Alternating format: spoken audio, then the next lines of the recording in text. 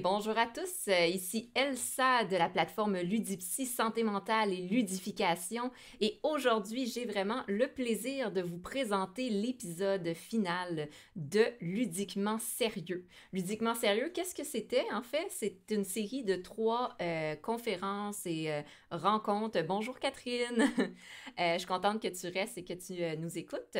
Donc, la première épisode, c'était sur les communautés de joueurs et j'ai pu collaborer et discuter avec Patrick Deslauriers et Laura Iseux, la France Saint-Martin. Le deuxième épisode, c'est Margot Blanchard de Triple Boris qui l'animait et on parlait un peu plus de ce qu'on appelle l'expérience utilisateur, le UX, si je ne me trompe pas. Donc, Margot pourra l'expliquer un peu plus en détail. Les deux sont disponibles sur Montréal Joue ou sont également en rediffusion vont être en rediffusion en fait sur le YouTube de Ludipsy si jamais vous avez manqué les deux premiers épisodes. Maintenant, on est au troisième épisode, l'épisode final, mais non le moindre, parce que nous avons comme invité, Margot et moi, nous avons comme invité Jonathan Bonneau. Jonathan Bonneau qui est professeur à l'UQAM. Il va pouvoir se présenter plus en détail tout à l'heure. Je manquais de place pour marquer tous ces titres, donc il va pouvoir vous les expliquer un peu plus en détail. N'oubliez pas que c'est en direct, donc nous sommes présents. Si jamais vous avez des questions, n'hésitez pas à les poser dans le chat. Vous allez aussi pouvoir avoir les informations pour communiquer avec nous par la suite.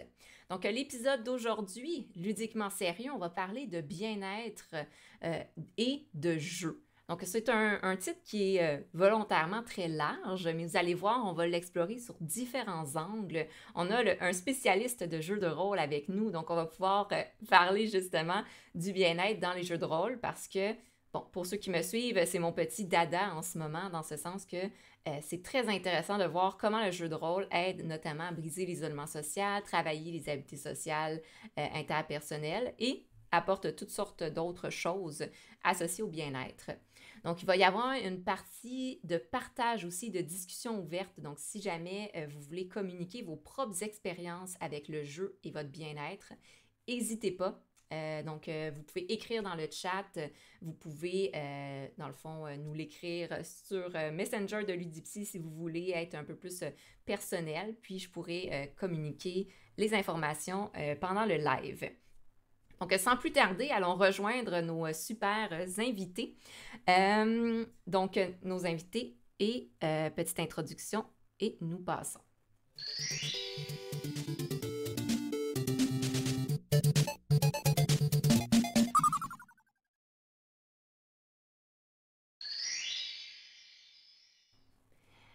Et voilà, super! Donc, on vous voit. Donc, bonjour Margot, bonjour Jonathan, merci. Merci d'être ici. J'ai fait la petite présentation. On va parler de bien-être et de jeu de manière très, très large, mais vous allez voir, on va explorer sur différents angles. On va essayer de définir, bon, qu'est-ce que c'est que le bien-être, comment le bien-être peut s'imprégner dans le concept de jeu. On va essayer d'explorer justement, notamment à travers le jeu de rôle, mais aussi jeux vidéo, jeux de société de manière très, très diversifiée.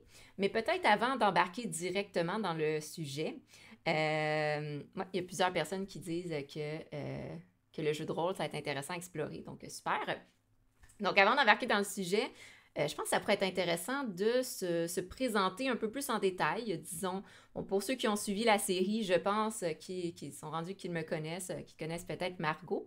Mais on va quand même se présenter rapidement, puis on va laisser plus d'espace à Jonathan. Donc, je me lance rapidement. Je me représente. Mon nom, c'est Elsa Bredusseau. Donc, je suis psychologue de profession, mais j'ai aussi la plateforme Ludipsy Santé mentale et ludification. Donc, un petit clin d'œil à la thématique d'aujourd'hui. Et je produis des articles sur mon blog, des podcasts et des vidéos d'entretien avec des créateurs de contenu, des créateurs de jeux, je fais de l'analyse de jeux, mais aussi des petites séries de conférences, notamment la place des femmes dans le domaine du jeu, que Margot a participé justement. Donc, c'est ça de mon côté. Je lance la balle à Margot. Fait que moi, c'est Margot Blanchard. Je suis conceptrice de jeux chez Triple Boris depuis un peu plus de 2 ans.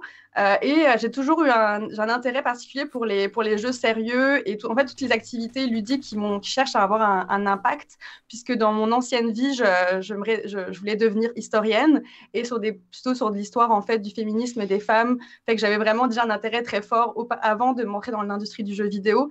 Fait que j'essaye de continuer un petit peu à avoir cet intérêt-là dans mon travail, puis dans mon temps personnel. Super. Et je fais beaucoup de jeux de rôle, de société aussi. Fait que...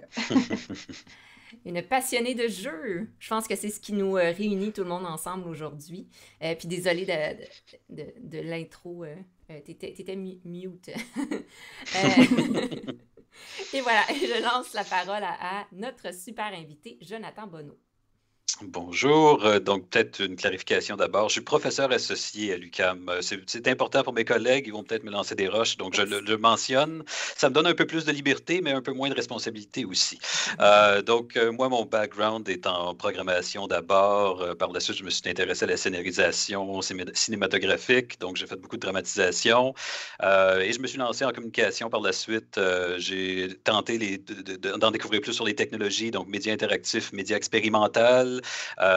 Bien entendu, tout au long de mon parcours, depuis le secondaire, le jeu est au centre de tout. Ce sont mes créations, ce sont mes intérêts de recherche, ce qui fait en sorte que ça m'a permis par la suite de faire le pont avec les laboratoires de recherche. Donc, j'ai mis sur pied, avec l'aide de deux membres de la direction, un laboratoire de recherche en médias socio-numériques et ludification. Donc, ça, c'est le penchant un peu plus surveillance et compréhension des comportements sur lesquels on s'applique à l'intérieur des locaux. On utilise la technologie biométrique, par exemple. On utilise des applications pour regarder ce que vous faites sur vos appareils. Et donc, on s'intéresse un peu à tout. Et bien entendu, on regarde les joueurs et comment ils vont interagir entre eux, comment la communication va affecter leur collaboration, leur compétition, mais aussi leur relation avec la machine, avec le jeu, avec l'interface. Tantôt, vous parliez de UX. Bien, on regarde ça aussi. Donc, on fait autant du travail de partenariat avec l'industrie que du travail indépendant, académique, là, pour creuser des questions qui n'ont pas été faites encore. J'ai fait de multiples recherches avec des groupes de recherche différents, là, autant en recherche-création qu'en recherche. Et ce qui me définit le mieux, ben, c'est vraiment un gamer. Je suis encore passionné à peu près après 38 ans. J'ai un Commodore 64 depuis l'âge de 3 ans entre mes mains. Je n'ai jamais arrêté de jouer. Et aujourd'hui, mes enfants jouent avec moi. J'ai plus besoin d'amis. Tout est beau.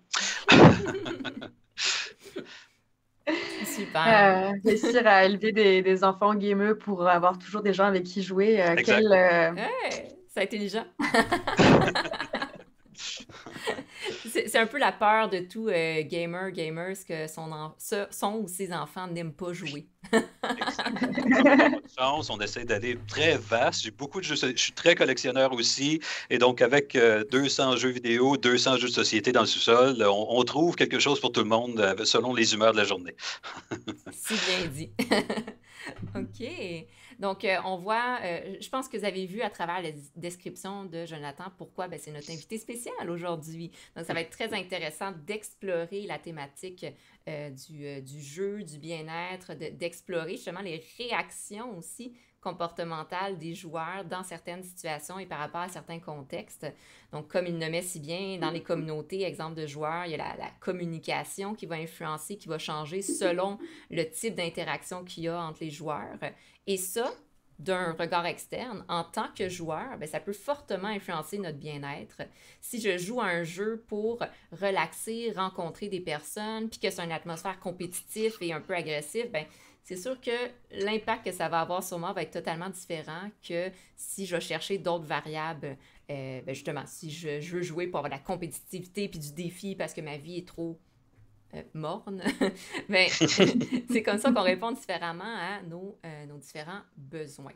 Il y a Catherine qui dit, je vais nommer un peu au fur et à mesure les commentaires, une chance que mes enfants sont là, sinon j'aurais dû prendre une petite pause de critique. Donc oui, nos enfants nous aident aussi à explorer, découvrir de nouveaux jeux qu'on n'aurait pas découverts sinon.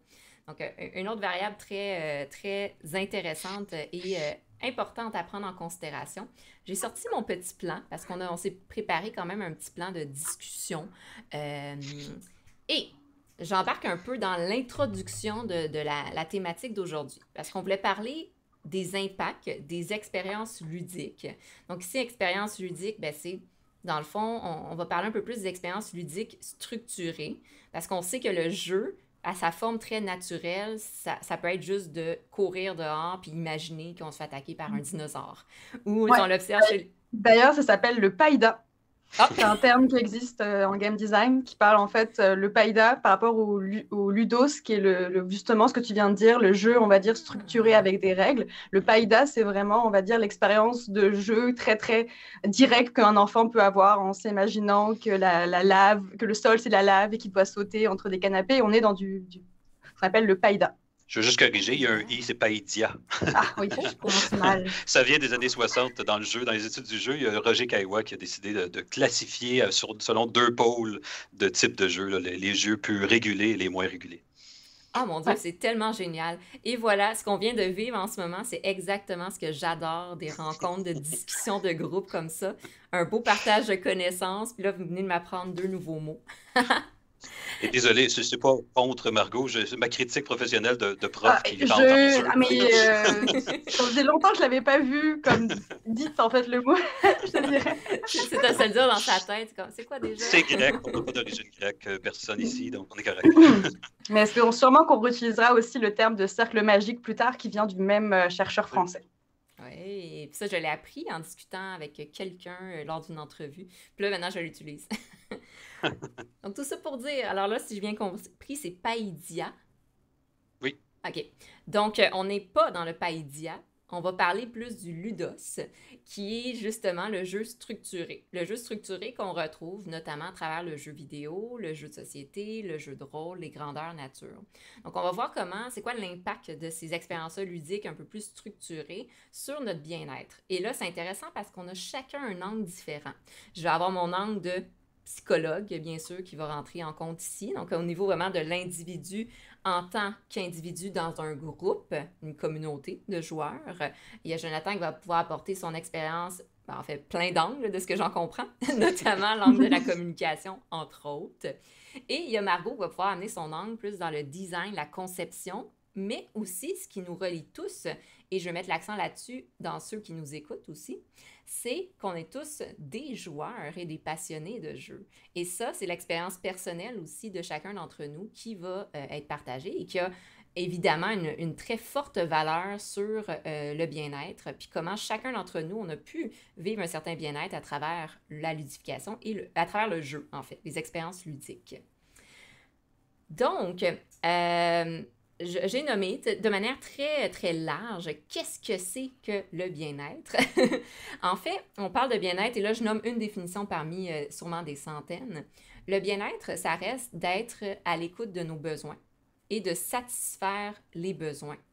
Donc, en fait, le concept d'émotion, si je le base ainsi, puis là, c'est un mini aspect théorique, inquiétez-vous pas, on voit le triangle des émotions. Donc, la pointe du triangle, c'est nos émotions et la base, c'est nos pensées, nos comportements. Les pensées, c'est comment je perçois une situation et les comportements, c'est comment je réagis par rapport à une situation. Et nos émotions, en fait, sont influencées par rapport à nos perceptions et nos comportements. Qu'est-ce qui est important de comprendre, c'est que sous-jacent à chaque émotion, il y a des besoins. Ça, c'est la partie cachée à l'intérieur de nous qu'on n'a pas nécessairement conscience si on ne prend pas le temps d'y réfléchir. Exemple, si je me sens triste, c'est causé par un besoin. Peut-être que le besoin, c'est que j'ai besoin de socialiser, puis en ce moment, mon besoin est insatisfait parce que je suis confinée chez moi, puis je vois personne.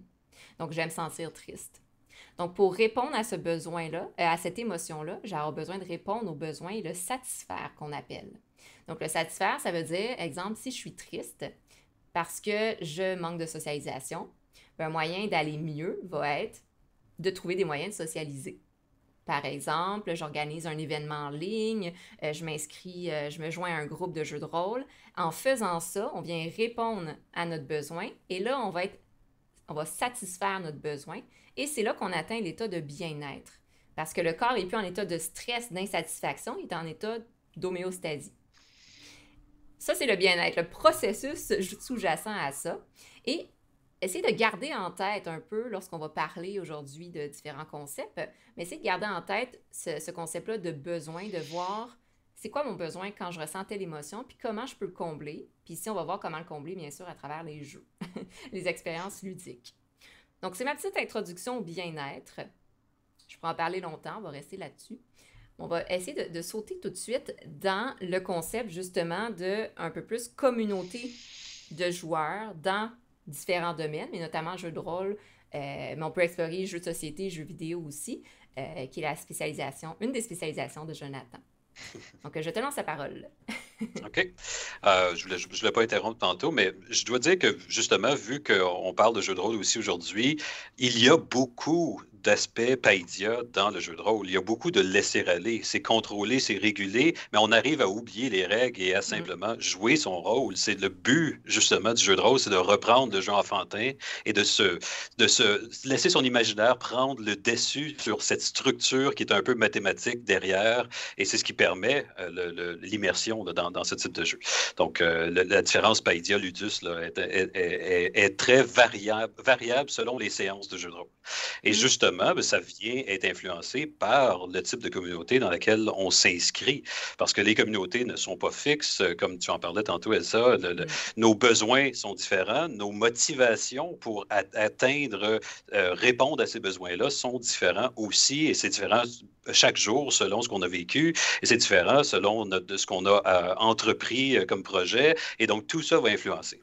Ce qui fait que, bon, on va commencer rapidement par une définition de la communauté, qui, d'ailleurs, on parle de plus en plus de communautés maintenant qu'on a l'Internet, parce que les communautés, il y en a, ils se sont multipliées, finalement, avec l'arrivée de la vie en ligne. Ceci dit, la communauté, comme terme, existait avant. Donc, la définition est plus large, disons.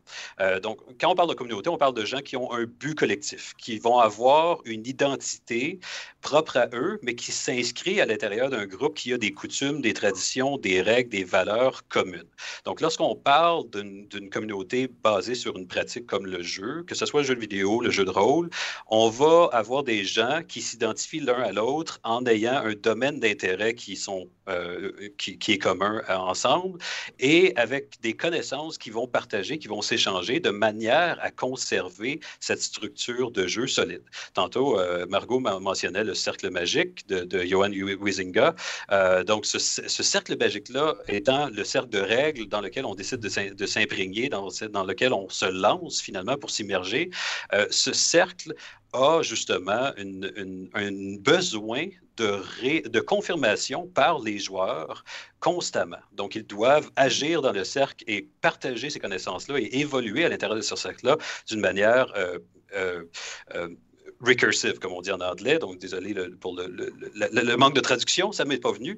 Mais donc, c'est grâce à cet échange-là communicationnel et cette confirmation qu'on est dans un univers qui évolue grâce à nous, ensemble, qu'on crée une communauté à l'intérieur du cercle magique. Et ça, cette mouvance-là, je dois le pointer vers l'Université de Montréal, qui a quand même travaillé là, avec Dominique Arsenault et Bernard Perron, qui ont travaillé à créer le schéma du cycle magique, justement parce que le cercle n'est jamais fixe. Oui, il y a des règles de design, mais ces règles-là sont en mouvance. Ces règles-là changent selon ce qu'on en fait. Donc, la communauté, elle aussi, va être en mouvance, va changer ses composantes, changer ses valeurs qui sont à l'intérieur de la communauté. Et c'est comme ça qu'on reconnaît la vie, l'existence d'une communauté, parce que lorsqu'elle cesse de croître ou même de simplement se modifier, là, on peut commencer à voir une communauté qui est sur le déclin, qui va mourir bientôt. C'est comme ça dans le jeu vidéo aussi. Le jeu, lorsqu'on arrête de faire des updates, c'est parce qu'on sait qu'il reste juste quelques mois à vivre. Mais c'est la même chose pour tout. Même dans l'humain, lorsqu'on arrête de travailler sur notre relation de communauté, ben là, ça stagne et on perd l'intérêt. Et bon, il y a une fin qui s'en vient. Et donc, un commentaire de rapprocher le jeu de rôle du Ludus. Oui. Moi aussi, Sébastien, moi aussi, tu sais.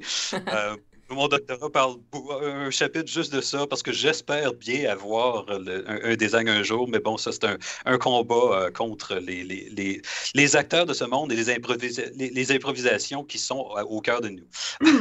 Et vous pouvez, c'est là aussi où là, le côté jeu vidéo, de jeu de rôle peut être intéressant, justement, quand on recherche plus de ludus, parce que Oui. justement, comme le cadre du jeu vidéo est précis, bah, ça enlève cette liberté que le jeu de rôle papier ou GN peut amener, là. Oui, mais on voit justement le jeu de rôle est en train de se diriger vers le Paidia aussi, avec les open world, avec les sandbox. Même les jeux de jeux de rôle maintenant, ce n'est plus linéaire comme on avait dans le temps, ce n'est plus du JRPG. On a des jeux où on va où on veut, on jase avec qui on veut. Les Witcher, les Skyrim, on se crée notre propre histoire. On sort du ludus tranquillement, même dans le jeu vidéo. Hein. Donc, ça a créé justement, en sortant du ludus, on crée de plus en plus de communautés aussi. Parce que plus on a de liberté, plus il y a des sous-groupes qui vont se développer un intérêt commun, qui vont se développer une manière de jouer avec cet outil qui est le jeu vidéo ou le jeu de rôle. Et donc, ils vont créer une communauté autour de leur pratique à eux. Et donc, de s'ouvrir comme ça, d'élargir les règles du jeu font en sorte que les communautés vont vivre aussi plus longtemps parce que qui dit plus de communautés dit plus de dynamique entre elles, donc une vie plus longue. C'est ce qui permet d'expliquer, par exemple, le Grand Theft Auto 5 qui en finit plus de finir. C'est parce qu'il y a trop de choses à faire, puis il y a trop de gens qui se créent des sous-groupes à l'intérieur. Donc voilà, une communauté existe parce qu'on observe des conventions à l'intérieur, on observe des dynamiques, on observe des marqueurs identitaires aussi, hein, on observe des gens qui, oui, j'appartiens à cette gang-là, à cette guilde-là, je porte les couleurs de, ou oui, je vais décider d'être courtois lorsque les gens vont m'attaquer parce que ce sont les valeurs des gens qui m'entourent auxquelles j'ai décidé de m'associer. Donc il y a tout ça qui existe aussi. Et bien sûr, qui dit communauté dit un moyen de communication. Il faut qu'on soit capable, d'un point de vue académique, de recherche, il faut être capable de trouver comment ils jasent entre eux. C'est pas tout d'avoir des icônes en jeu puis des sons. Il faut avoir un forum, il faut avoir un chat, il faut avoir quelque chose de plus complexe de manière à tisser des liens forts dans une communauté, que ce soit en ligne ou en personne. Mais donc, lorsqu'on parle, bien entendu, là, on le vit de plus en plus. On parle du jeu de rôle de table. En ce moment, le jeu de rôle de table, c'est aussi du jeu en ligne. Donc, on a développé des outils de communication, des Zoom, des Skype, mais aussi des outils pour montrer les plateaux. Et c'est ce qui fait en sorte de créer, encore une fois, de multiplier les communautés parce que chacun a leur intérêt principal. Moi, j'ai participé personnellement à des parties de vampires, par exemple, à technologique ou en ligne, et ce n'était pas le même feeling qu'être autour d'une table sans rien, avec juste notre imaginaire. Et il y a ça, hein, et là, notre ami Savard sur le chat va correspondre. La technologie est lourde souvent dans le jeu de rôle, et c'est vrai pour tout. Donc, oui, aller vers le ludus, mais des règles technologiques alourdissent encore plus un système de jeu, et donc viennent faire des obstacles à une communauté. Et qui dit obstacle à une communauté dit un bien-être plus difficile à atteindre, parce que là, nos motivations, si on a chacun une motivation différente autour de la table ou autour de l'écran, plus il y a de règles entre nous et l'atteinte de notre objectif, plus ça va être difficile de répondre à notre besoin, moins on va être bien là-dedans, plus ça va être stressant, plus ça va être... Donc, il y a beaucoup d'étapes. Plus on en ajoute des étapes, plus ça devient compliqué d'apprécier. Ouais. Non, puis en fait, je pense que c'est vraiment des trucs super importants quand un groupe de jeux de rôle se forme, de se poser la question de c'est quoi notre but ensemble, qu'est-ce qu'on veut faire ensemble, c'est quoi l'expérience qu'on veut vivre ensemble. Puis ça, c'est super important de définir ça et que tout le monde soit dans la même idée, on va dire. Sinon, ça peut poser des problèmes comme lors de la partie, puis et même plusieurs parties plus tard, en fait, aussi. Absolument, parce que c'est pas tout de dire on va tous jouer à Donjons et Dragons. Moi, je vais prendre un archétype, toi, tu vas prendre un autre archétype. C'est pas tout de dire ça, parce que par la suite, si le magicien décide de détruire le village alors que le paladin voulait sauver la princesse, on se ramasse dans un mouvement très chaotique et c'est difficile de créer une communauté de joueurs autour de ça, c'est clair. C'est très amusant, puis ça fait des beaux Twitch, mais c'est difficile de créer une communauté avec les joueurs. Effectivement. Puis là, c'est intéressant, tous les deux, ce que vous nommez, dans ce sens que il y a souvent ce qu'on appelle la session 0, justement, qui sert un peu à ça. Tu sais, la session d'avant, exemple, dans le jeu de rôle, où est-ce qu'on rencontre, quand on est dans une nouvelle équipe, où on rencontre pour la première fois les joueurs, on rencontre le maître du jeu ou J'ai découvert un terme récemment qui était un peu moins comment ça? Le Animateur meneur. de jeu? Ouais, Meneur de l'animateur jeu, ou oui. le meneur de Meneur jeu, de jeu. voilà. Ouais. Donc, le meneur ou la meneuse de jeu. Et ça permet justement de valider, de venir vérifier est-ce que mon premier réflexe, le groupe va répondre à mes besoins en tant que joueur. Parce qu'on parle justement de l'effet quand on est rendu dedans le groupe. T'sais, à tout moment, on peut s'arrêter si on n'est pas à l'aise, bien sûr. Mais c'est important avant même de commencer une activité, de voir c'est quoi mes besoins dans le jeu. Est-ce que je cherche un groupe qui va respecter les règles, qui est très structuré? Est-ce que je cherche un groupe où est-ce que ce qui est mis de l'avant, c'est le fun d'avoir du plaisir? Est-ce que j'expérience quelque chose de nouveau, puis je suis juste là pour vivre des sensations nouvelles, des expériences nouvelles, etc. Donc, cette petite réflexion-là à faire. Et ça met, comme tu l'as bien nommé, Jonathan, l'importance des valeurs aussi du groupe. Tu sais, le sentiment d'appartenance, là je pars d'un point de vue d'individu, mais le sentiment d'appartenance qui se crée, puis comment est-ce qu'on va être bien dans une communauté ou un groupe de joueurs, dépend de, à la base, identifier c'est quoi mes valeurs. Si j'arrive à bien identifier mes valeurs et mon profil de joueur-joueuse, bien, ça fait en sorte que quand je vais m'inclure dans un groupe, je vais plus facilement pouvoir identifier bien, est-ce que je suis en accord avec ça? Est-ce que c'est ça que éthiquement et moralement que je veux faire? Et c'est ça qui fait en sorte que parfois, il y a des communautés qu'on va appeler des... Peut-être qu'il y a un terme plus technique, mais des saines communautés. Puis des communautés qui vont être plus toxiques, ou est-ce que soit c'est les valeurs et les intentions des gens, ou souvent c'est des communautés de jeunes et de gens qui ne savent pas trop c'est quoi leurs valeurs, qui n'ont pas porté attention à ça, et qui vont suivre le mouvement, qui est souvent guidé par des leaders négatifs ou des valeurs négatives ou un peu qui manquent de structure, là. Ben, en fait, c'est comme partout dans la société. Il y a aussi la valeur du compromis. Tu parles de la séance 0, mais tout rôliste ici aujourd'hui va reconnaître la séance 1 où on est classiquement dans une taverne et on apprend à se connaître et on apprend à compromettre nos objectifs pour trouver l'objectif commun du groupe et essayer de répondre à nos besoins et à ceux des autres. Et là, c'est de s'oublier un peu. Et c'est comme ça qu'on crée une communauté qui n'est non toxique. Souvent, les communautés toxiques dans jeux vidéo ou ailleurs, sont causés par des gens qui ne veulent que suivre leur objectif à eux en oubliant les autres, comme s'ils étaient des personnes non existantes. Donc, c'est justement lorsqu'il n'y a pas communauté qu'on aura une création de communauté toxique par un rassemblement. Mais d'un point de vue de recherche, je vous dirais que lorsqu'on fait des réseaux de joueurs qui sont toxiques, ils ne sont pas nécessairement amis ensemble. On est capable de représenter un jeu, même un titre de jeu qui est plus toxique qu'un autre et qui a une communauté toxique, mais les gens à l'intérieur de cette communauté-là ne sont même pas en lien. Donc, c'est une fausse communauté, c'est une communauté de pratique, mais pas nécessairement une communauté communicationnelle, interpersonnelle. Fait qu'en fait, l'empathie est comme extrêmement important pour comme démarrer vraiment un sentiment de communauté. Ça demande d'avoir cette première regard, la première approche vers les autres aussi, en fait. L'empathie est super importante pour quelque chose de solide, mais le simple fait de reconnaître l'autre, l'existence de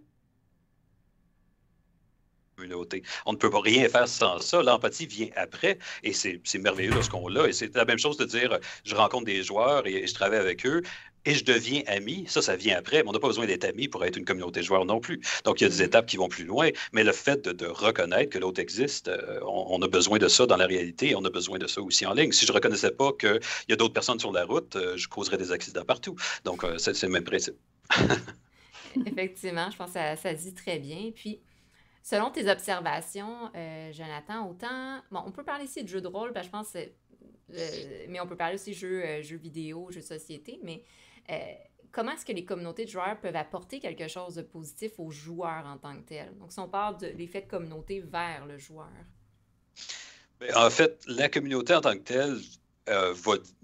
bien sûr, on va penser à la collaboration puis à travailler pour aider un individu à travailler à son objectif à lui. Puis bon, la collaboration est à la base de ce type de choses-là. Mais qui dit jeu dit communauté et dit plusieurs joueurs. Et là, c'est comme de demander qu'est-ce que le jeu peut apporter à l'individu au final. Parce que si je joue seul, ça m'apporte une pratique, un apprentissage, des choses qui sont plus personnelles et terre à terre, ce qui est presque mesurable. Mais lorsqu'on inclut d'autres joueurs, là, là, c'est là qu'on parle de jeu et d'effet. Et à ce moment-là, ben, bon, d'abord, il faut faire attention. Hein. Le jeu, oui, mais avec modération, on doit le dire quand même. Tout à coup, puis il y en a qui viendraient ici pensant que c'est la réponse à tout. Donc, il peut y avoir il y a quand même un mauvais côté qu'on ne discutera pas aujourd'hui. Mais donc, le positif, ça fait longtemps qu'on sait qu'il y a du positif dans le jeu, ne serait-ce que la communauté de joueurs qui, par la suite, apprend, qui fait comme l'enfant et apprend des choses sociales et peut, par la suite, les rapporter dans la société plus générale et vivre comme un bon citoyen. Ça remonte à Platon. Platon en parlait et il le disait que le jeu nous permettait justement de croître et de grandir vers l'être social. Donc ça, la communauté est immensément importante et une famille est une communauté et notre première communauté aussi. Donc ça remonte jusque-là. Bien entendu, Platon a été un des rares à voir le jeu positif pendant bien des années. Donc nous, aujourd'hui, on voit le divertissement du jeu puis le fait que je m'en vais en ligne, je vais voir mes amis parce que je suis plus capable de mes collègues, parce que je suis plus capable de mes enfants, parce que ça, c'est du divertissement que je vais chercher parce que j'en ai besoin, j'ai besoin d'un échappatoire. Et ça, aujourd'hui, on le voit comme un besoin. Maintenant qu'on accepte la dépression comme une maladie, maintenant on est capable de voir le divertissement comme un besoin. Sauf que pendant, je dirais, des centaines d'années, voire presque des millénaires, le divertissement, c'était mal. Donc, ça a pris longtemps avant qu'on puisse même réaliser que la communauté était importante, la communauté de joueurs était importante au même titre que les autres communautés de la société. Mais donc, aujourd'hui, ce que la communauté de jeu va nous emmener, ben, c'est justement de stimuler nos motivations, nous remotiver à faire des choses. Si je suis capable de sociabiliser, si je suis capable d'atteindre, même si, bon, si je reprends les motivations de Bartol, si on veut, le killer qui veut affronter, détruire, puis remporter la victoire, mais c'est une motivation de gagner la partie, me donne la motivation de continuer à le faire. Donc, d'être surroundé quand je joue à Fortnite par des amis qui vont m'aider à remporter pour la première fois de ma vie un Battle Royale, ça me donne un boost d'énergie pour le reste par la suite. Ça me donne une confiance que, Colin, peut-être si je ne suis pas de ça, je vais arriver à avoir la job que je veux, je vais arriver à faire... Et ça, c'est très marquant lorsqu'on fait des entrevues, surtout chez les jeunes qui disent « ça allait pas bien, mais là, mes chums sont venus, puis on a gagné. » Puis bon. Oui, vas-y. C'est dans un espace qui est safe, où on peut justement, comme le cercle magique du jeu, où justement on peut expérimenter ces compétences-là sans avoir peur de se tromper, sans avoir peur d'échouer, sans avoir peur d'une punition que le monde réel nous amènerait. Là, on peut plus comme s'entraîner, entre guillemets, dans un espace clos puis protégé.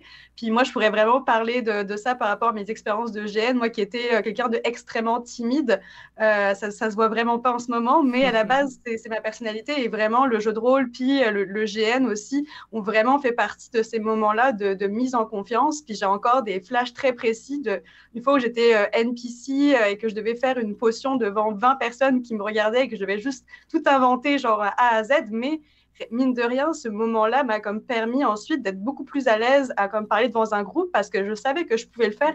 Et en plus, en pure improvisation de potions qui n'existent même pas. Et juste ça, c'est comme, hey, je peux le faire en fait. Exact. Ouais. Et ça, on le voit, mais pas juste dans ce type, mais ça peut être aussi dans la socialisation, dans la création d'amitié, et même dans ce qui est interpersonnel, se donner la confiance que je suis capable d'avoir un ami en ligne, peut-être je suis capable de le faire en vrai, et de confronter l'étranger d'une manière générale ou l'étrangère. Donc, on a ce facteur-là, puis bon, je m'excuse pour ceux qui sont venus à Montréal-Joue il y a 2 ans, je suis trop habitué à Montréal-Joue, mais je vais répéter ce que j'ai dit il y a 2 ans. J'ai fait une étude en GN, justement, biométrique, et c'était hilarant de voir les jeunes, parce que c'était un GN de jeunes, les jeunes qui avaient autant de stress à vaincre le grand boss, le gros costume de dragon que les animateurs avaient fait, avaient autant de stress vécu durant cette portion-là que durant la portion sociale du village où ils devaient parler à une fille. Et ça c'était merveilleux à voir et de voir l'évolution de ce stress-là qui se réduit parce qu'ils sont habitués à leur talent, de leur rôle, à leur pouvoir magique, et aussi qu'ils sont habitués au personnage de l'autre, à faire face à l'autre, à se faire des amis. Tout ça vient a des répercussions dans la vie des gens. Donc, ça sort de cette communauté de joueurs, c'est clair. Et donc, ça va sur plus haut. Et par la suite, on a bien sûr le moyen d'expression qui est le jeu, de me sortir de moi, d'être cathartique, de jouer quelque chose que je ne me permettrais pas dans la vie. Hein. Encore une fois, Grand Theft Auto, on sait, c'est la référence pour jouer violent.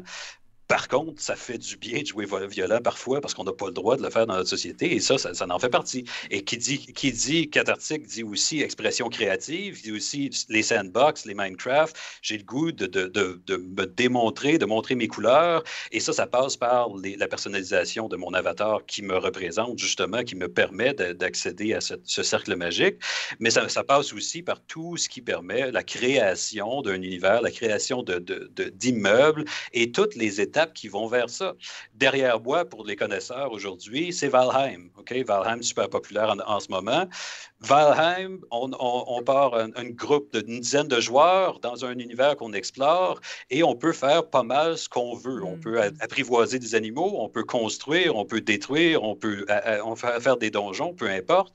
Et justement, l'objectif de se créer une maison demande l'effort souvent, soit beaucoup de temps, ou l'effort commun ensemble d'aller chercher des ressources et de construire et de visualiser quelque chose et de mener à terme. Et de cette planification-là, cette dédication-là, ce temps d'effort qui est calculé comme étant un effort valable est très nécessaire aussi pour la création de soi, la représentation de soi dans l'univers par la suite. C'est de se dire, OK, peut-être ça ne me donnera pas grand-chose. Oui, c'est une maison numérique, mais d'avoir réussi à tout planifier et que ça fonctionne à la fin, moi, personnellement, j'ai été super fier de faire une maison en rond dans un jeu avec des carrés, et voilà. C'est très intéressant. Je vais me permettre de renchérir là-dessus dans mon approche clinique, justement, de ce que j'observe, juste pour venir valider tout ce que tu mentionnes. Avec beaucoup de jeunes, les sandbox, notamment, exemple, le jeu Minecraft ou Animal Crossing, ce qui ressort beaucoup, c'est que ça les aide énormément au niveau de la confiance en soi, mais la confiance en leur capacité justement artistique, créative, juste d'être capable de construire un labyrinthe ou une maison ou autre dans Minecraft. Les jeunes en parlent avec des étoiles dans les yeux et on voit, tu sais, qu'on a l'impression, puis parfois les parents ont l'impression que l'enfant est juste assis devant un ordinateur. Puis oui, peut-être qu'ils sont assis, puis ils font juste bouger la souris ou la manette, mais ça reste que le cerveau travaille énormément et ça permet un immense développement. Même chose, exemple, tu parlais, Margot, des GN, l'exposition qu'on va appeler un peu en psychologie clinique, mais l'utilisation des GN, des jeux de rôle, comme forme d'exposition à, exemple, l'anxiété sociale. Parce qu'au final, c'est ça, c'est que tu viens confronter, mais comme vous l'aviez bien dit tous les deux, dans un environnement qui est sécurisant. C'est sécurisant parce que tu n'es pas directement confronté à une problématique ou une peur. C'est un personnage que tu as créé, dont une partie te représente. Donc, il y a l'identification aussi qui se construit beaucoup à travers le jeu de rôle, GN, même jeu vidéo.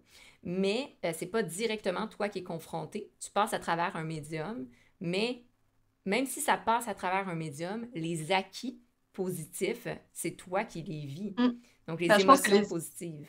Les effets sur le cerveau sont là pareil, tu sais, on pourrait dire. Exactement. Non, et de réduire l'importance de ce à quoi on fait face en le dramatisant autrement. C'est ça le but du livre, du cinéma, de la radio, de tous ces médias technologiques, c'est de nous faire vivre des expériences à travers des personnages. Et là, le jeu nous permet de jouer justement ces personnages-là. Et c'est encore plus... Et là, on rentre dans les théories de la rhétorique procédurale qui dit, ben, en agissant, on apprend. Et justement, c'est une étape de plus. Et tu parlais de GN qui nous désensibilise. Mais ça sert à ça. Aux États-Unis et en Europe, il y a beaucoup de GN qui sont organisés pour les troubles sociaux, pour les troubles d'apprentissage, et je m'excuse encore une fois pour ceux qui sont venus il y a 2 ans, mais donc d'avoir des jeunes qui ont de la difficulté à confronter toute forme de socialisation, d'apprendre l'autobus, par exemple. Et donc, il leur donne un rôle, tuer un super-héros de Marvel, tuer un X-Men, donc, vous avez chacun un rôle, on doit sauver la planète, allons-y, la bombe est au bout du centre-ville, prenons l'autobus ensemble. Les jeunes, ils pensent même plus, ils prennent l'autobus, ils s'en vont défaire la bombe. Et c'est ça l'intérêt. Après ça, ils regardent ça et wow, OK, j'ai fait ça. Moi, aujourd'hui, j'ai pris l'autobus. Et les deux événements deviennent marquants et au même niveau. Donc, c'est merveilleux de voir justement l'effet qui passe à travers cette sécurité du cercle magique, des règles qu'on a constituées, qui sont des règles ludiques. Parce que là, on parle de cercle magique comme étant un jeu, mais des cercles magiques, il y en a partout. Là. Il y en a aujourd'hui, il y en a dans toutes les situations de notre vie sociale. C'est juste que ces règles-là, on les reconnaît comme étant stressantes, alors que le jeu, on est supposé avoir du plaisir. On a associé le jeu au plaisir.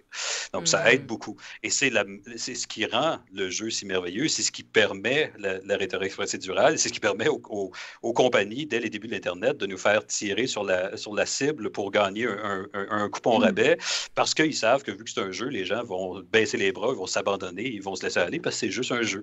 Donc, bon, ça peut être dangereux aussi.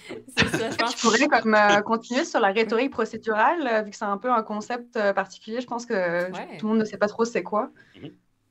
Ah, tu veux que je continue, moi? Oui, vas-y, continue à expliquer c'est quoi la rhétorique procédurale, même si moi je pense avoir une idée de ce que c'est, mais... En fait, quand on parle rhétorique, on parle de persuasion. Hein? On parle de faire changer un comportement, on parle d'apprendre aux gens comment agir. Et en rhétorique procédurale, c'est Yann Bogos qui disait, avec les jeux vidéo, avec la programmation, avec les algorithmes, on arrive à programmer des mises en situation qui font en sorte que les gens doivent agir pour parvenir à leur fin, plutôt que juste regarder une mise en situation et de tenter d'être convaincu.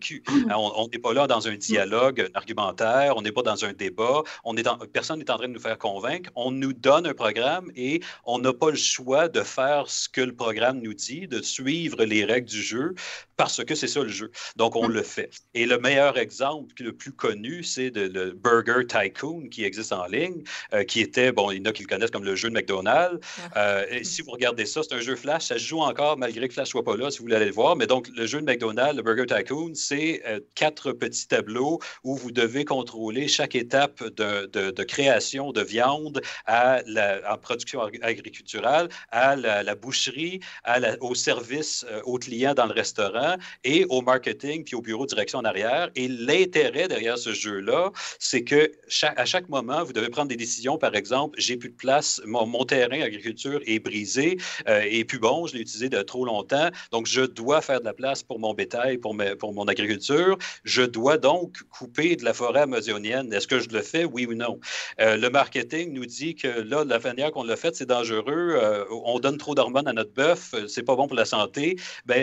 Votre choix, c'est soit de perdre des clients ou de donner un bribe, de donner une petite enveloppe brune à un inspecteur. Et en le faisant, on se dit, OK, c'est mon choix. Si je veux gagner le jeu, il faut que je fasse plus d'argent. Mais là, les choix qu'on me donne ne sont pas éthiques. Fait que là, je me pose la question. Et c'est ça, la rhétorique procédurale. Ouais, c'est donc un jeu de Mole Industria, il me semble, du coup, qui est donc un studio qui font juste des jeux, on va dire, vraiment à impact social. Puis ça avait été vraiment, je pense, leur plus gros succès il y a quelques années, qui a vraiment mis un petit peu en valeur ce type d'expérience-là. Tu as un jeu normal, puis finalement, tu joues, puis tu es comme finalement, peut-être d'autres choix de vie finalement là-dessus. Ça permet en fait, à la place d'avoir une vidéo qui t'aurait expliqué c'est les problèmes de McDonald's, là, à la place, tu vis une expérience et c'est toi-même qui se rend compte finalement de ça. Et bien entendu, quand c'est nous-mêmes qui faisons cet apprentissage-là, c'est bien plus puissant, en fait, qu'un discours qui serait juste, qui nous arrive dessus, en fait. Et ça, on va le voir arriver de plus en plus. Avec la pandémie, on est rendu à 70% de la communication de la population canadienne qui joue à des jeux vidéo. On va commencer à avoir des messages sociaux gouvernementaux qui vont passer par le jeu. Ça serait bien plus performant que d'avoir les annonces qui disent faites attention au volant, pas d'alcool au volant. C'est une chose, on le sait, on écoute d'une demi-oreille, mais si on est forcé à jouer à un jeu où on est sous et on fait mal à des gens, là, par exemple, on va peut-être se poser des questions. Wow, c'est bien plus difficile de conduire avec la vision embrouillée ou avec les facultés affaiblies ou tout ça. Et ça, on va commencer à pouvoir le faire parce que justement, le jeu est accessible à tous, le jeu est accepté et utilisé par tous de plus en plus. Merci COVID-19. En tout cas, le gouvernement, si vous savez, de Triple Boris pourrait faire ce genre de mandala, fait que je serais très intéressée à faire ce genre de jeu. Faites-moi Avec signe. partenariat avec universitaire, ça serait parfait. Oui, oui, oui, bien entendu. Bah oui, Oui, pour oui. pour faire des beaux financements, ça prend Oui, de la collaboration. Si ça vous fait cherchez deux une gens petite expertise on en parle. psychologie, hein? Et voilà. On Bon, attend bah, dans le chat signature de contrat bientôt. c'est ça. Ouais. Donc, oui, c'est ça. Je pense que ça fait le tour. Tout ça pour dire que le bien-être, c'est une chose, mais quand on parle de quand les gens pensent de bien-être en jeu, c'est le divertissement qui vient en tête en premier. Je relaxe, je fais autre chose. Mais il y a beaucoup d'autres choses qui passent par la croissance personnelle et l'habituation et ces choses-là. Puis ça, c'est d'autant plus important et c'est grâce à des communautés. C'est difficile de le faire seul. C'est même l'exemple que je vous donnais tantôt. Oui, jouer à un jeu où je conduis puis je suis en faculté affaiblie, oui, mais c'est bien plus performant si j'ai des gens autour de moi avec qui j'en parle. Hey, j'ai fait ça, puis toi, ça a-tu été difficile pour toi? Puis toi, t'as-tu accroché la madame ou l'enfant au deuxième point? Mais c'est ça, ça devient une discussion, ça devient un échange, et là, la communauté prend son sens, et là, tout le message, la communication prend son sens. Puis je rajouterais à ça que ce genre de jeu est très, très intéressant, mais que ça peut pencher d'un côté ou de l'autre. Puis c'est l'importance aussi de la communauté, mais d'avoir des gens qui orientent un peu la discussion, qui Gestionnaire. structurent. Ouais, les gestionnaires. Et voilà. Oui, on en avait parlé avec Margot, je pense, où l'importance des gestionnaires, justement, de communauté pour pas que des mauvais apprentissages soient faits. Parce qu'effectivement, tu sais, de jouer quelqu'un dessous qui frappe du monde, ben, ça pourrait facilement être dire hey, c'est cool, il faut que je sois le plus sous possible pour frapper le plus de monde. Absolument. Qui peut faire penser à certains jeux vidéo existants. Mais là, l'important, c'est de voir comment, tu sais, c'est quoi les valeurs, encore une fois, puis comment les gestionnaires communauté veulent orienter l'impact social du jeu. On revient aussi à la question de l'intention du designer ou de la designeuse ou du studio derrière ça aussi. Hein. Fait que si c'est encore leur envie, c'est faire de l'argent et faire du coup plus, c'est comme, bah, ça va clairement pas aller dans un optique de celle qu'on parlait justement. Là. Avec une bonne rhétorique procédurale, le jeu ne te permettrait pas d'avoir du fun en faisant mal. Si j'accroche quelqu'un, je me fais arrêter et là, je dois regarder une cutscene de moi qui passe la balloune. Puis que c'est pas un mini-jeu de moi qui souffle dans la balloune. Ça serait le fun.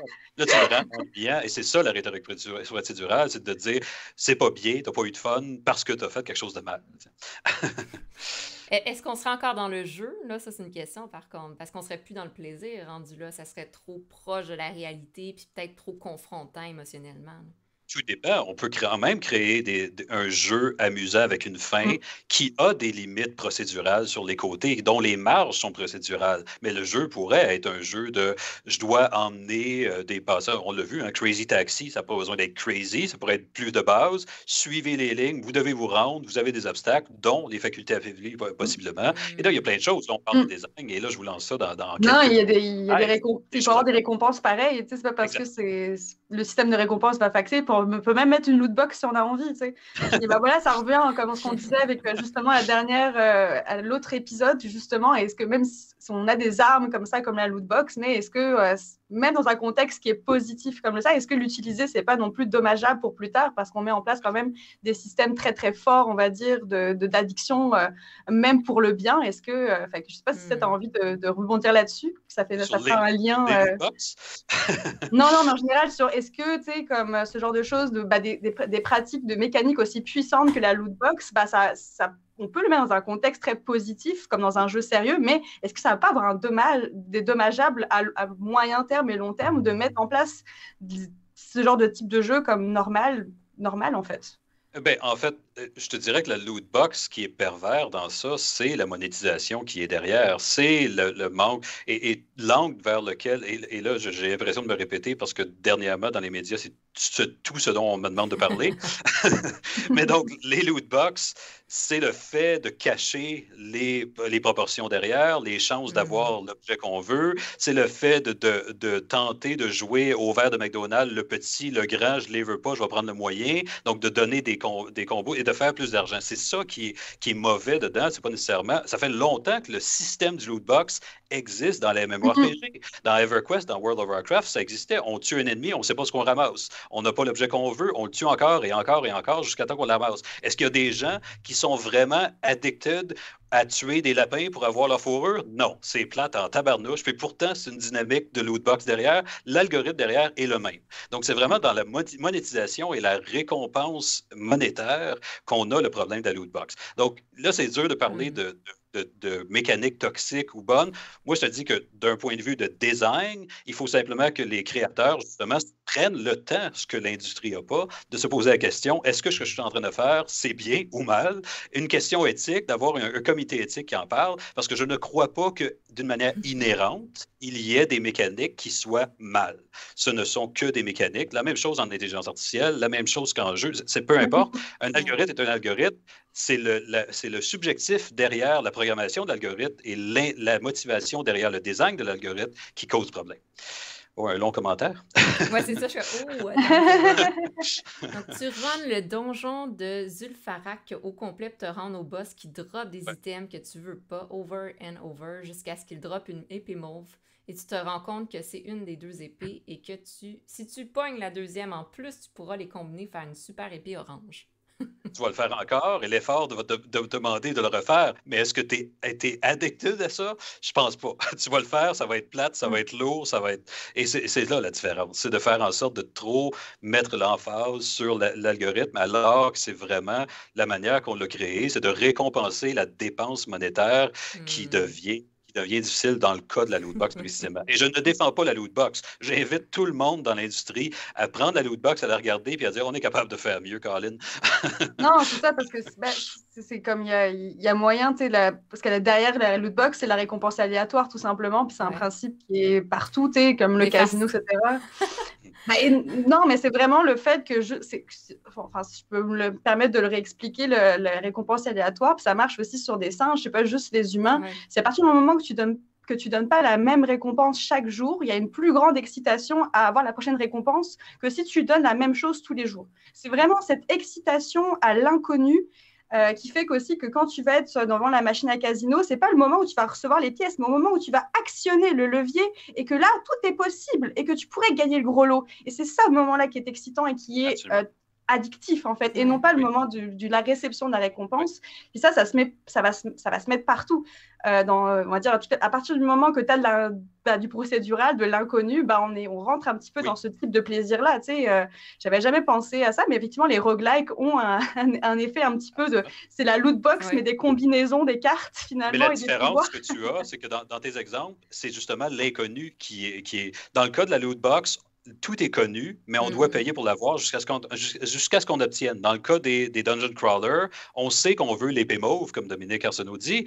On sait qu'on veut l'épée mauve, donc on va le faire jusqu'à temps qu'on atteigne. Mais dans les exemples que tu as donnés, comme par exemple le casino, il n'y a jamais de fin. Si je gagne le gros lot une fois, je peux le gagner une autre fois. Il n'y a pas d'objectif ultime de je veux cet objet. Et c'est dans cet inconnu. Et le singe aussi, il ne sait pas ce qu'il va obtenir, donc il va continuer à le faire jusqu'à temps qu'à un moment donné, il n'y ait plus rien de nouveau qui arrive.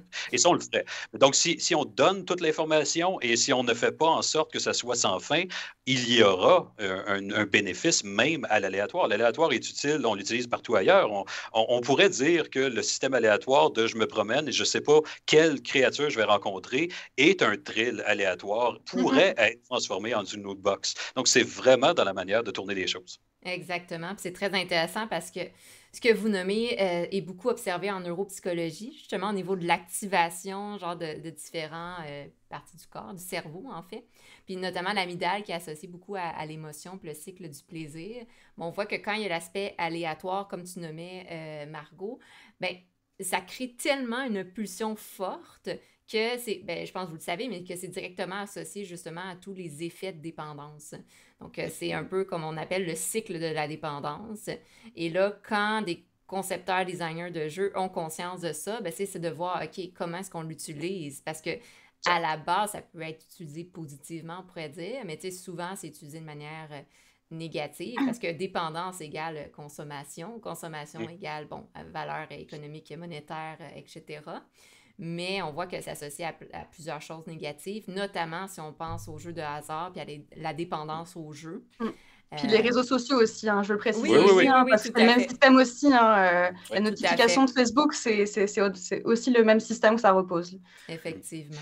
Et là, on revient, en critiquant les compagnies, on revient à ce qu'on disait au début de la table ronde, c'est de dire la communauté existe seulement si on reconnaît l'autre. Dans le cas des compagnies, pour eux, c'est pas négatif. Pour eux, ils font de l'argent parce qu'ils oublient le joueur. Ils oublient les gens qui sont derrière l'écran et qui leur donnent l'argent. Et ils n'ont pas créé de communauté avec leurs joueurs. Et c'est là le grand problème. Et on le voit dans l'industrie aujourd'hui. Oui, il y a un gestionnaire de communauté, mais souvent, il est 2 étages plus bas que toute l'équipe de production. Hein? Donc, on a une déconnexion entre les deux et c'est un problème. Et il faudrait justement reconnaître et créer le sentiment de communauté entre les joueurs, les designers et toute l'équipe de production. Et de cette manière, ce serait beaucoup plus difficile d'une manière morale et éthique pour l'équipe de production de faire des choses comme des loot box. Effectivement. Et là, mais en général, c'est pas l'équipe elle-même qui souhaite faire des loot box, mais plus le contexte finalement de la compagnie, etc. aussi. Fait que c'est sûr que c'est dans le cas de dont il faudrait vraiment penser des compagnies différemment ou pour en avoir cet objectif-là finalement, parce que bon, malheureusement, c'est pas le rôle des devs de prendre le chemin là-dessus, à moins qu'ils créent leur propre compagnie, mais c'est un système vraiment comme difficile pour nous-mêmes de l'intérieur de vouloir agir aussi. Non. Et c'est pour ça que je parle de l'équipe de production, je parle des producteurs, je parle des grands et j'ai inclus tout le monde qu'il faudrait qu'il y ait une communication entre tout le monde dans le but qu'il y ait reconnaissance de l'autre. Tout à fait. Et je pense que vous le nommez bien, de la prise de conscience aussi, de la sensibilisation un peu à ça. C'est clair. Là, on s'en va peut-être un peu dans des débats philosophiques et moraux. On est moins dans le bien-être. Là. Oui, c'est ça. On n'est plus bien. Quoique, c'est peut-être le bien-être des devs aussi derrière ça. Ah, ok, c'est ça. Prêcher pour sa paroisse. Revenons au bien-être. Je pense pour finaliser, ça pourrait être intéressant de faire ce qu'on appelle un partage un peu nos propres expériences par rapport au jeu et au bien-être. Je sais que Margot et moi, on est à l'aise. Jonathan, si tu es à l'aise aussi, de parler un peu de toi, tes propres expériences. De voir un peu, c'est quoi ça représente le jeu? Jeu de rôle, jeu de société, jeu vidéo pour nous. C'est quoi un peu la place que ça a dans notre quotidien? Puis comment est-ce que ça nous aide au niveau du bien-être? Puis notamment peut-être briser, comment ça peut aider à briser l'isolement social. C'est un peu la thématique cette année de Montréal Joue, puis je pense que c'est assez d'actualité. Donc, est-ce que, Margot, tu veux commencer ou je me lance? Ouais. Ben, j'allais parler de quelque chose qui est donc un peu plus de jeu de société. En fait, en ce moment, je te dirais que je vais quand même beaucoup gamer en ce moment. Puis, mais aussi, j'essaie d'avoir d'autres types d'expériences, donc aussi beaucoup de jeux de rôle, mais aussi de jeux de société. Puis, j'en avais un peu marre de faire toujours les mêmes jeux de société. Et encore la même game et la même game, surtout quand tu joues avec toujours le même joueur qui est ton chum. Fait que quelque chose qui est intéressant, c'est les jeux de société de type Legacy, en fait. Parce qu'on va vraiment avoir cette notion de campagne, comme dans un jeu vidéo. Fait que c'est vraiment comme, par exemple, le plus connu que j'ai le plus joué, c'est donc Pandémie Legacy. Puis il y en a eu donc plusieurs. Et là, je suis en train de faire le 0, qui est le 3e, en fait. Et ce qui est vraiment intéressant là-dedans, c'est qu'on peut vraiment s'immerger dans une campagne, être donc hors de l'écran quand même, dans un jeu de société, mais sans refaire la même game encore et encore. Et donc, pour donner un petit peu de plus sur c'est quoi un jeu Legacy, finalement, c'est un jeu où, en fait, donc, de type campagne, où on va parfois déchirer des cartes, rajouter des éléments, fait que des mécaniques s'ajoutent, entre guillemets, un peu ce que fait en général le jeu vidéo. Souvent aussi, on va avoir un chemin comme ça, où on va rajouter mécanique par mécanique. On retrouve ça, en fait, dans le jeu de société de type Legacy. Et je trouve que c'est vraiment un très, très bon type de jeu, on va dire, comme pour en ce moment, pour réussir, on va dire, à comme jouer, à jouer, mais de façon un petit peu plus d'immersion, surtout quand on doit comme rester plusieurs jours, on va dire, sans rien faire, c'est parfait. Oui, et puis avec une petite note humoristique, il y a Savard qui écrit dans le texte JF est tellement facile à battre en plus, plus de challenge avec lui. Non, mais en fait, je te dirais que moi, je joue quasiment que à des jeux de coopération. En fait, on en parlait justement avec mon chum, mais encore plus pendant le confinement, je suis encore plus irritée par rapport aux jeux compétitifs. Fait qu'on joue quasiment que à des jeux coop ensemble. Fait que je sais pas si ça fait partie aussi de cet aspect-là de comme c'est plus. Au niveau de mon bien-être, c'est plus facile pour moi parce que je risque d'avoir de la frustration puis des accros quand je joue comme en compétition, quand j'ai l'impression j'ai pas assez bien joué. Je vais comme vraiment parfois pas être contente de moi-même en tant que joueuse. Puis ce feeling-là, il va me sortir de la game, il va me sortir du cercle magique, parfois quand je suis pas contente de ma performance. Alors quand c'est un jeu coop, j'ai rarement ce feeling-là qui va se mettre en place. Fait que oui, pour moi, le jeu coop, c'est un bon moyen de trouver un style de jeu qui est plus facile et moins frustrant que des jeux compétitifs, mais c'est aussi une question de goût aussi. Ouais. Ben, super. Puis de mon côté, tu sais, le jeu vidéo, jeu de rôle, jeu de société, pour moi, ce que ça représente, ben, c'est justement la capacité d'être dans le lâcher-prise, le plaisir, puis la socialisation. Je socialise beaucoup à travers le jeu. Je suis quelqu'un, je dirais, avec un cœur d'enfant. J'aime jouer. Je regarde un peu... et là, ça y est, j'ai oublié le mot. Non, non, non, je vais l'avoir. Lydia? Lydia? Non. Ah, Païda. Païdia? Païdia, le mélange des deux, et voilà. J'aime bien être dans le païdia, donc je suis du genre de personne à marcher dehors puis à m'imaginer un petit monde. Puis, à travers le jeu, puis avec le confinement, ce que j'ai comme redécouvert le jeu. J'ai jamais autant joué de parties de jeux de rôle depuis que je suis en confinement. Puis justement, pour ceux qui ont écouté hier, je faisais justement une partie de jeux de rôle. On a joué à Tunnel Goon avec l'équipe de Coup Critique, qui est une super belle équipe de joueurs de jeux de rôle québécoise. Puis, c'est un peu la même chose qui ressortait. C'est que la situation de confinement, oui, demande une certaine adaptation. On ne peut plus sortir, on ne peut plus voir des gens, mais à travers les médias sociaux, à travers la technologie, différentes plateformes, mais c'est possible de jouer à des jeux de rôle avec des amis ou de rencontrer des nouvelles personnes. Puis ça, c'est génial parce que c'est des gens qui, peut-être que ça va être juste des amis de jeux de rôle, peut-être que c'est des gens qu'on va rejouer à d'autres jeux de rôle après. Peut-être que c'est des gens que je vais voir une fois que le confinement va être fini. Peut-être pas. Mais ça reste que ça crée des bulles immersives de plaisir où je socialise, où je sors de ma routine quotidienne. Puis en même temps, je suis vraiment dans la personnification, dans le plaisir, dans le lâcher-prise. Et ça m'aide de mon côté à briser l'isolement. En fait, je disais ça à des amis récemment, mais j'ai jamais été autant sociale de mon côté depuis le confinement, mais à travers le jeu, puis en virtuel. C'est parce que comme dans le temps normal, tu as déjà ta dose de social, entre guillemets, juste plus naturellement, entre guillemets. Je sais pas si c'est un peu plus comme moi, fait que du coup, dans ce sens-là, ça fait comme par rapport à avant, il y a un peu plus de manque parce qu'il n'y a pas tout cet aspect social comme plus du quotidien. Fait que ça fait que tu es obligé de contrebalancer avec plus de jeux finalement. Oui, puis en fait, je suis une personne très introvertie, donc j'ai beaucoup besoin de temps pour moi.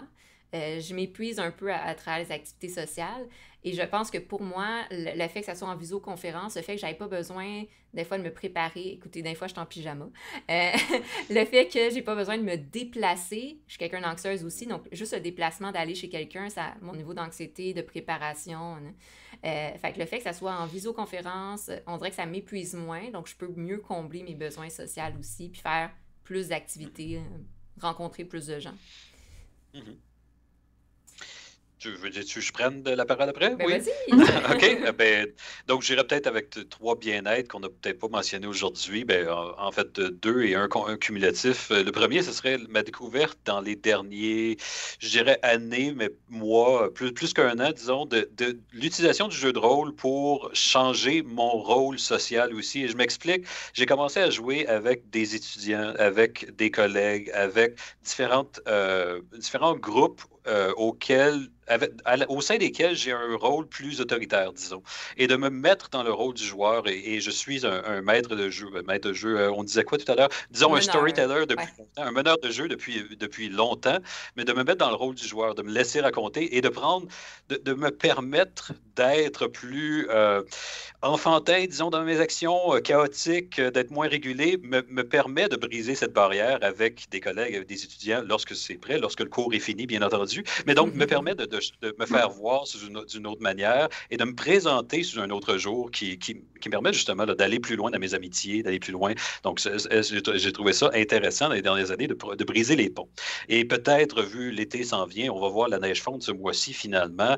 Je vous invite à regarder les jeux de société. Il y en a beaucoup sur Kickstarter à chaque année, mais il y en a dans les magasins de plus en plus. Les petits jeux à 10-20 $ qui demandent un mouvement physique. Et là, je j'appelle à ces throw burrito de ce monde, qui personne veut jouer à ça, personne ne le prend sur les tablettes, mais une fois qu'il est sur la table, une fois qu'il est installé, il n'y a personne qui ne veut pas participer à se lancer une poche de patate à travers la tête, puis à se courir après, et ça permet un bien-être physique qui rarement on associe aux jeux de rôle, aux jeux. Et donc, d'avoir ces jeux de société-là qui donnent un élément physique est super intéressant aussi. Donc, avec l'été, on va regarder ça.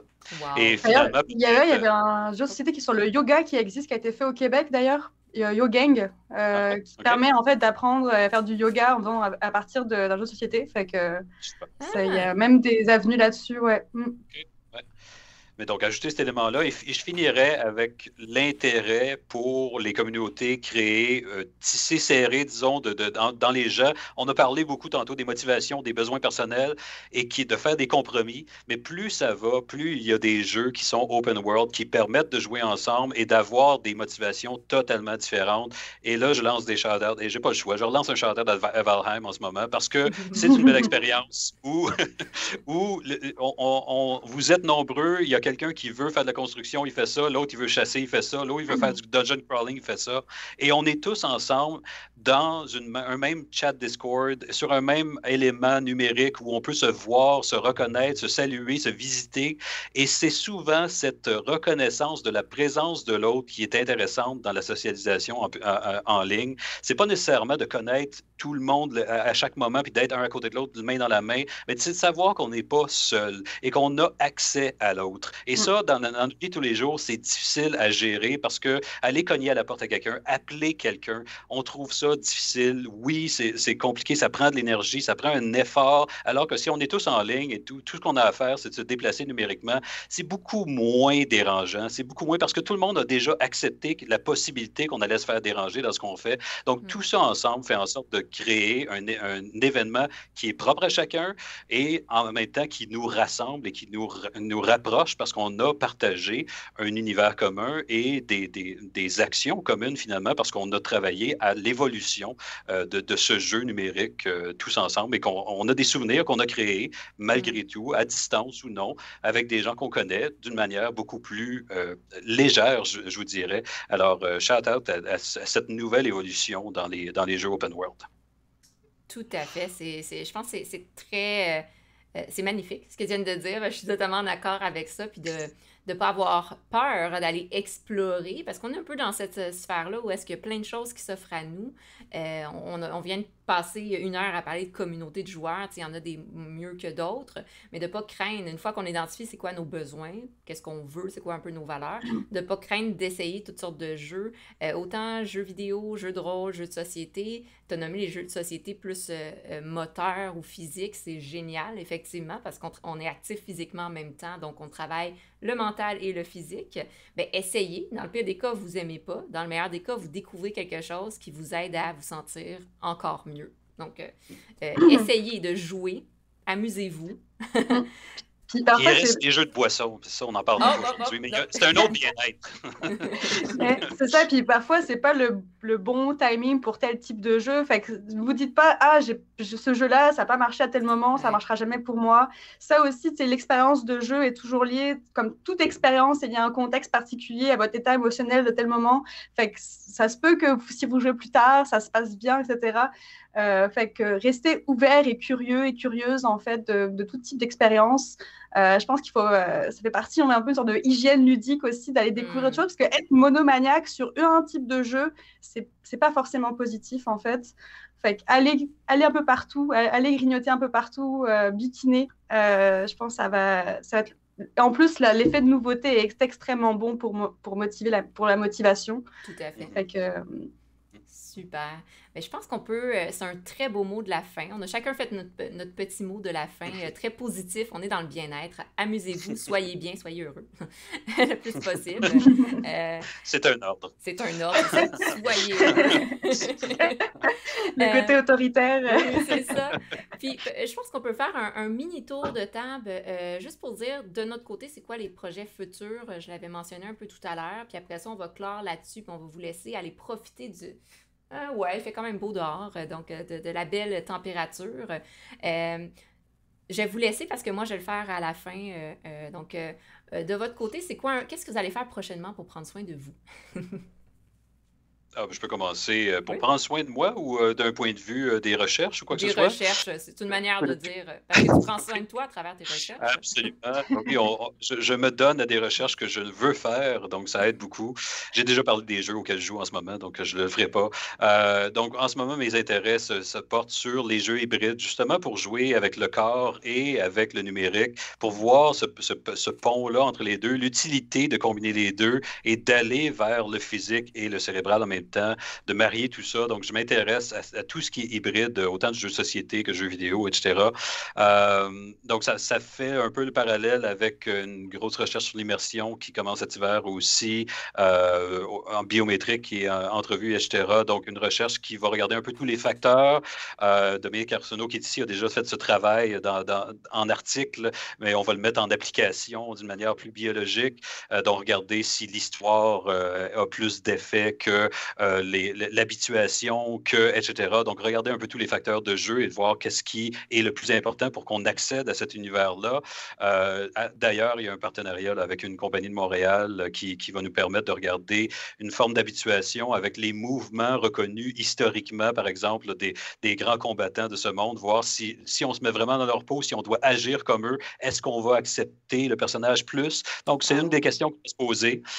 Sinon, d'un point de vue création, bien, il y a un gros projet qui s'en vient de mon côté, création de vie artificielle avec démultiplication des sens pour de l'immersion sensorielle. Vous avez vu récemment peut-être dans les journaux l'immersion avec l'olfaction, les parfums, les odeurs qui étaient faites pour travailler un peu dans ce sens-là avec un phénomène de vie et d'intelligence artificielle.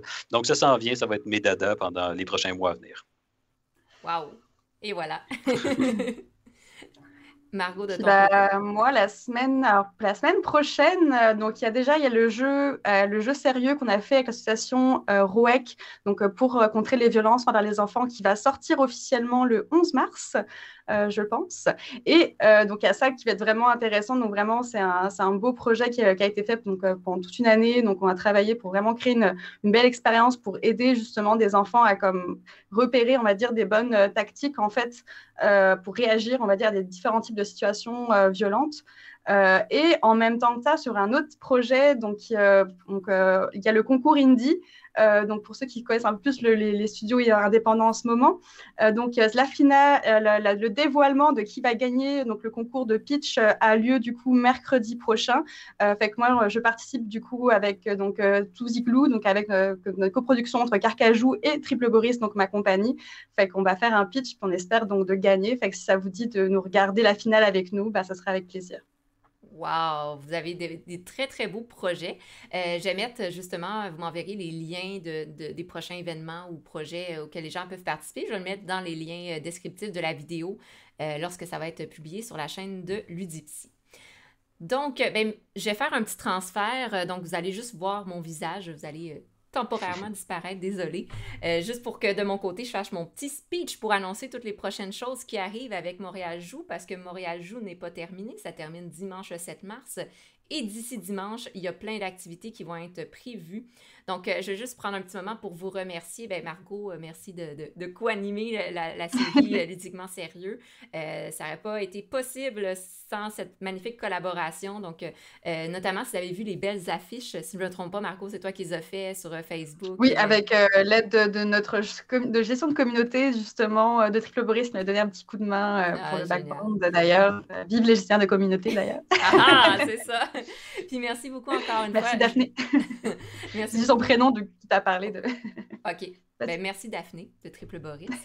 Et merci, Jonathan, d'avoir accepté de participer. C'était très, très intéressant. Donc, je suis bien contente de mon côté d'avoir découvert différents aspects de tout ce que tu fais. Puis c'est très intéressant, très innovant ce que tu mets en place. Donc, je pense que ça va être intéressant de te suivre aussi sur les différents médias sociaux, voir l'évolution de tes différents projets. Donc, plein d'activités vraiment intéressantes dans les prochaines journées. La majorité des activités que j'organise vont être rediffusées sur la chaîne YouTube de Ludipsy. Donc, oui, The All-Star Cast, un super casting. Donc, si jamais vous voulez voir les rediffusions avec les différents liens, je vous invite à suivre la page YouTube de Ludipsy, la page Facebook pour les différentes nouveautés. Donc, une fois que Montréal Joue termine, je vais retourner à mon horaire un peu plus régulier. Notamment, il y a la série La place des femmes et des communautés LGBTQ+, dans le domaine du jeu qui part en mars avec le mois de la femme. Et je vais partir une nouvelle série aussi. Ça a été très intéressant. J'ai fait des capsules d'entrevues avec des joueurs, des concepteurs et des meneurs de jeux de rôle. Et c'est des petites entrevues de 10-15 minutes où ils vont vous présenter des jeux. En fait, chacun va vous présenter un jeu de rôle qu'ils ont aimé ou qu'ils ont créé. Donc, en quelques mots, pour vous permettre de découvrir l'univers des jeux de rôle. Donc, il y a cette série qui commence en avril. Et voilà, je pense que j'ai fait à peu près tout le tour de ma super publicité. Donc, je vous lance dans le fond vers le prochain écran. Vous allez voir les différentes activités qui vont suivre.